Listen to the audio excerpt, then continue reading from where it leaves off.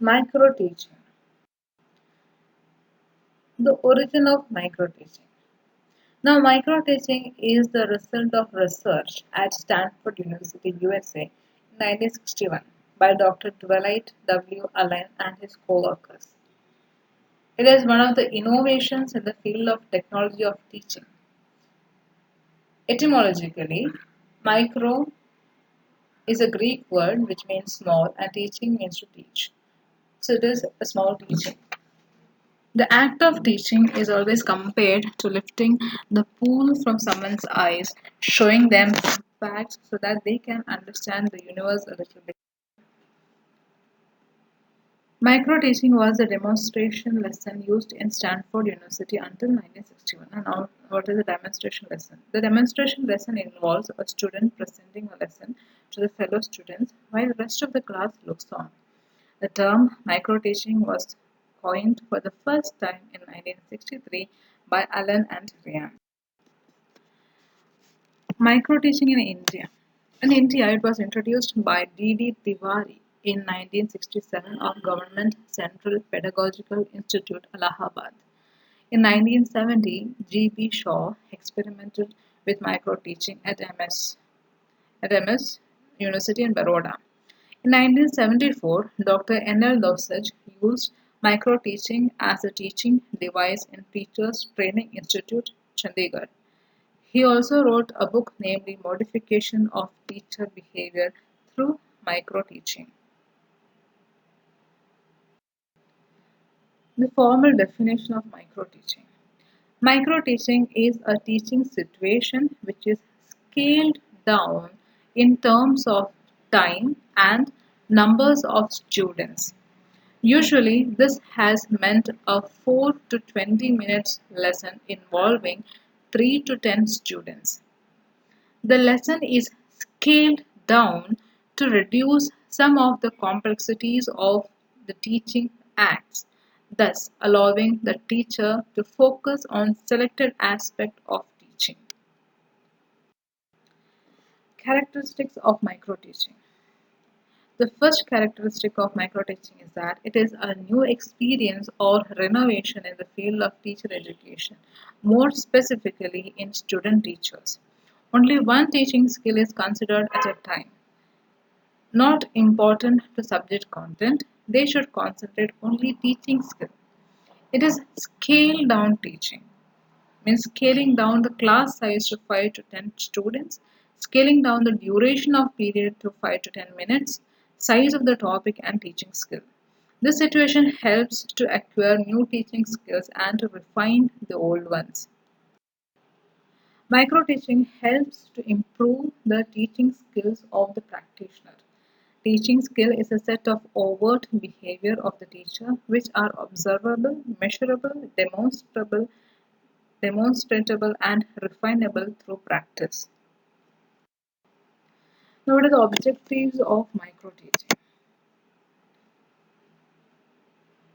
Now, objectives of micro teaching for prospective teachers are as follows. It provides real work experience and practice the basic skills of teaching separately, which boost confidence in them.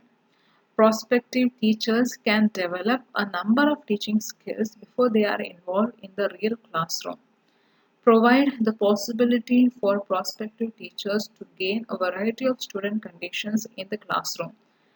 It identify it helps to identify their own deficiency as a teacher, and it helps to lessen the complexities that exist in macro lessons. Now, objectives of micro teaching for teachers.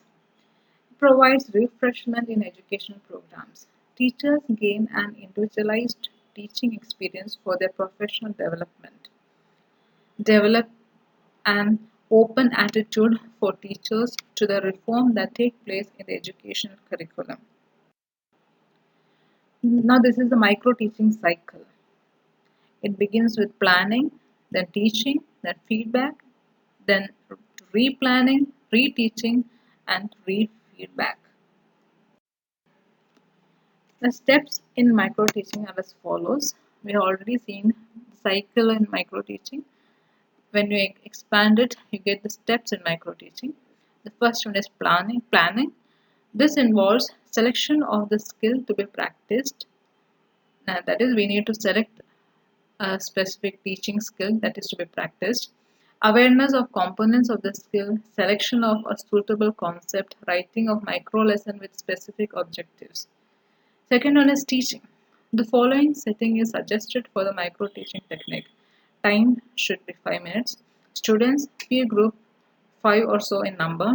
Supervisors 1 or 2. If possible, use of CCTV facility should be made to enable the teacher trainee to get a first hand look at his weaknesses.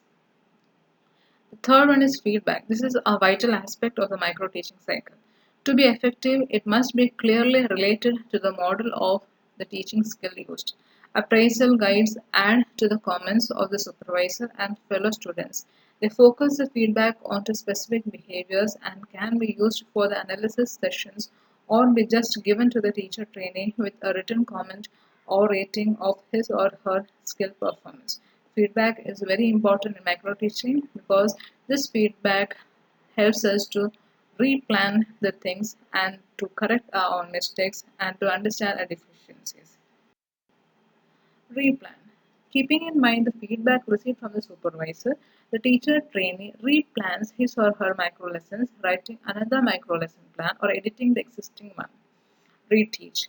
The teacher trainee reteaches, incorporating suggested changes with the same students or another group of 5 students.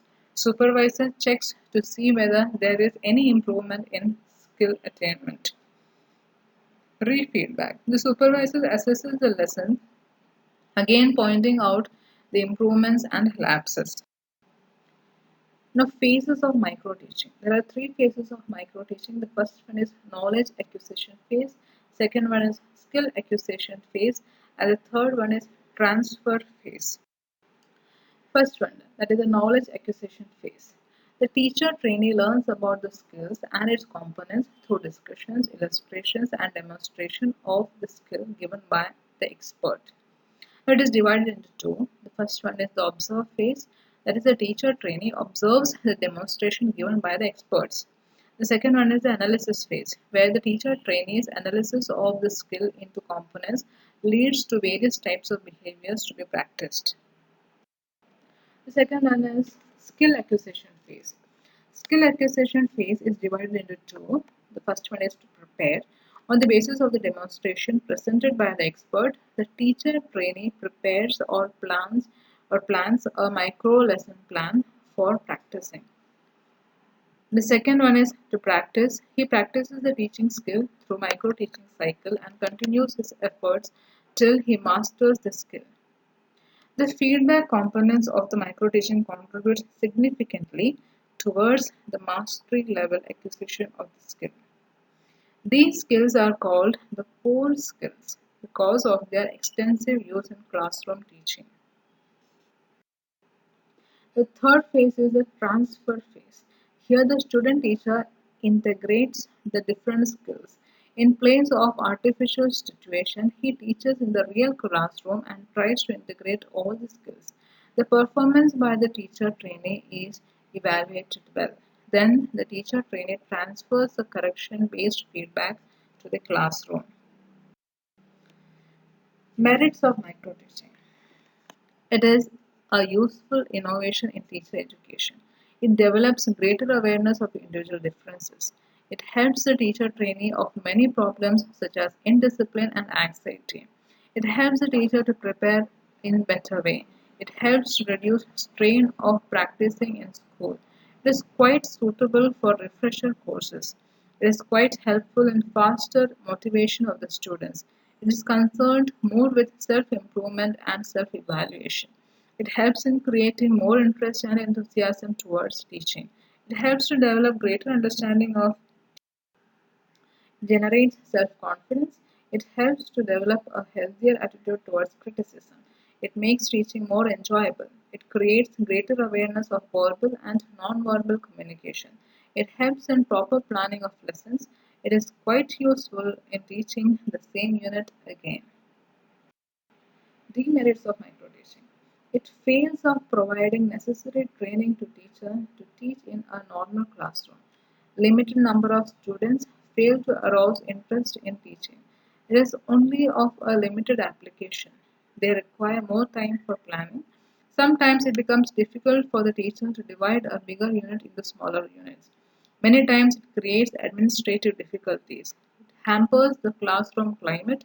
It is an artificial situation. It requires the supervisors to be more critical. It requires insightful supervisors. Link practices. A deliberate program of integration of sub-skill is called link practice or link lessons. There are many methods for link practice. One of the methods is that after practicing three sub-skills separately, the trainee may combine all the three sub-skills in a lesson of 10 minutes.